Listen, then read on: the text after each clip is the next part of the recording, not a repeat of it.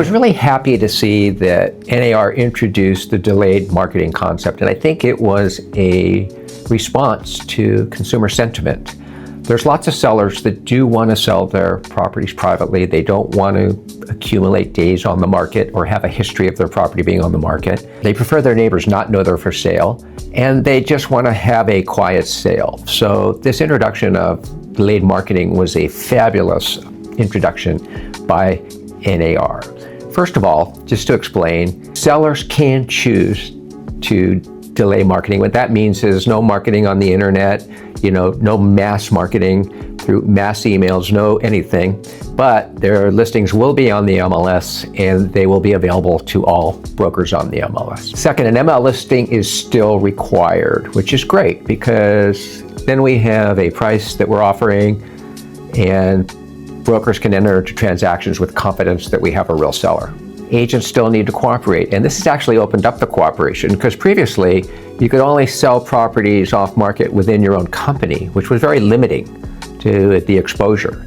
So this actually opened up that exposure quite a bit. It's not a true privacy option, obviously, because it is in the MLS to other brokers, but I think that's the point. You can offer it to other brokers without everybody knowing about it, not being visible on some of the syndicated sites, and that therefore the client still feels pretty private about it. They don't have to put a sign on the property or anything, and they can feel that they're marketing it quietly.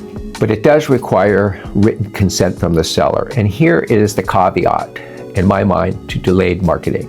I think the agent for the seller has to be very forthright that by not going on syndicated sites, by not marketing it publicly, by not doing mass marketing, you are not reaching everybody. It's just impossible. I know a lot of sellers prefer privacy over getting top dollar. I know that sounds funny, but it happens. And the high-end and luxury markets, this is even more important. And sometimes in the high-end luxury markets, because the air is so rare and there are so few buyers anyways, you don't need to market publicly and so open to everyone because everyone can't buy these properties. So I think delayed marketing was an excellent response by NAR to accommodate certain sellers' needs and yet requiring full disclosure of the positives and the potential liabilities of not going on the market, syndicated sites, on the internet, exposed to everyone. Everybody's been talking about and watching the impacts of the tariff conversation on our local real estate market.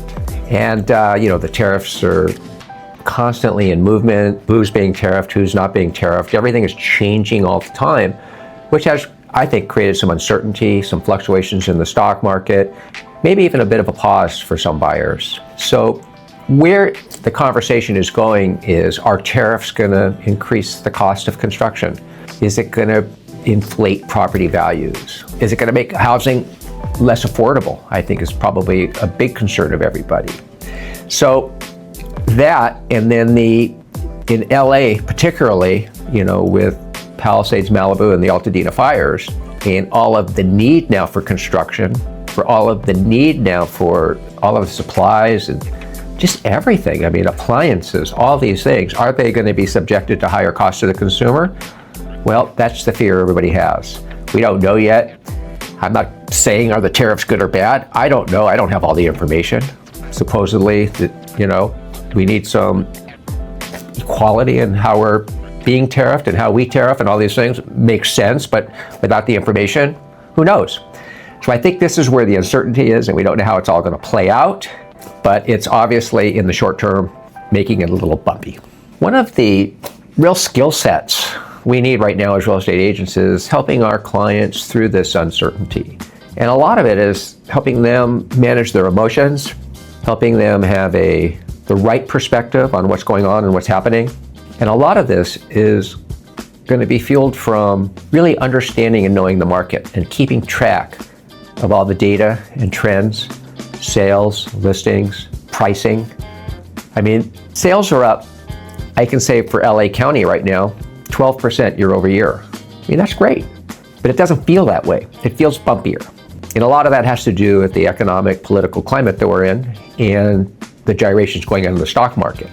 But real estate sales are up 12%, and yet it's bumpy. So clients, sellers, are confused because maybe the pricing they thought their home was worth, maybe they were a little aspirational in their pricing and they're hearing crickets, they're not getting any showings or activity is really throwing them off.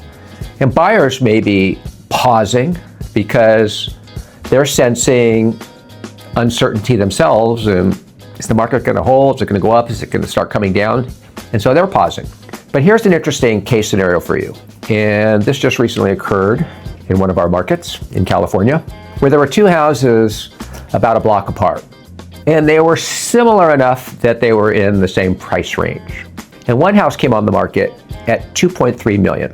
And it had a similar square footage to this other house that came on the market at $1.7 million and in the same neighborhood.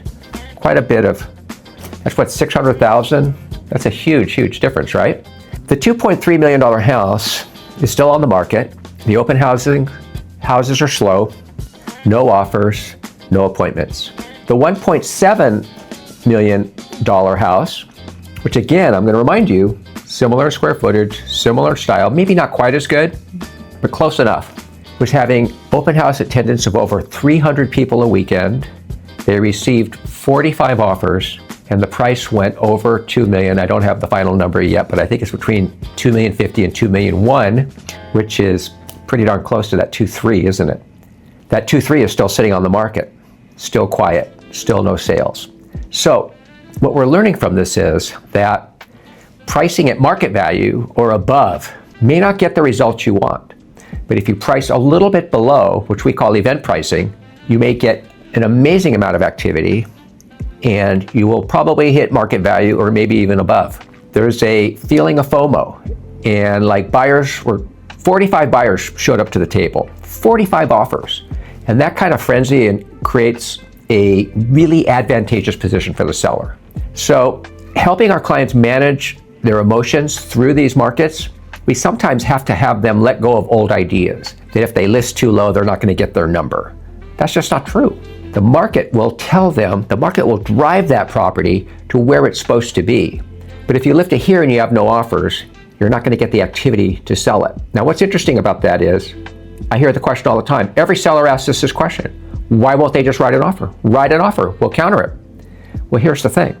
In the first case scenario where it was listed low, they knew if they didn't write an offer, they were going to lose that property for sure. In the second scenario where the property is priced high, they don't have to write an offer.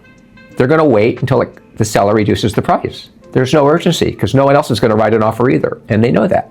So when markets are unstable or like they are right now, price a little lower. When markets are moving up rapidly, go aspirational because the market will reach up to that point. Market value is probably the safest bet all the time. It's the most difficult to probably hit on the nose, but that's the safest bet most of the time. But in a market that's bumpy or going down, you always want to price a little low.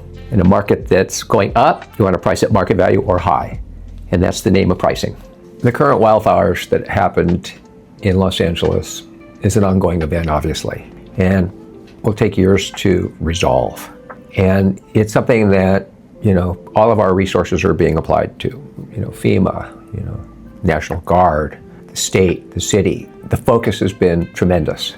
And we are talking about 3 major neighborhoods that were affected: Malibu, Pacific Palisades, and Altadena. We're talking about 10,000 plus structures that were burnt to the ground. We're talking about lives, homes, places where people lived, affected forever. And what is the future? How is it going to turn out? Well, I think the story is going to be different for everybody, but the long-term values, the long-term effects on these communities, after they go through all the change, is going to be very positive, obviously. And we're going to see new construction, beautiful new properties. We're going to see cities rebuilt. We're going to see, all the historical sites rebuilt. And these communities will come back, and they'll come back stronger and better than ever. They always do. They always will. We're a very, very resilient group, LA strong, and we are going to really roar back. But in the meantime, there's going to be some challenges. There will be challenges. There will be permit processing challenges. There'll be insurance challenges. There'll be cost of construction challenges. There's going to be, I think, decisions made, like, do we rebuild? Do we not rebuild? Maybe we hold. And what I'm advising everyone is to hold if you can. If If you can hold, hold, because we're talking about some of the primest property in the world. If you helicopter up and you look down at these areas, you're going to say, wow, there's never been opportunities like this ever. And to see complete rebuilds and to see these neighborhoods transform into the evolution of their new futures, it's going to be amazing.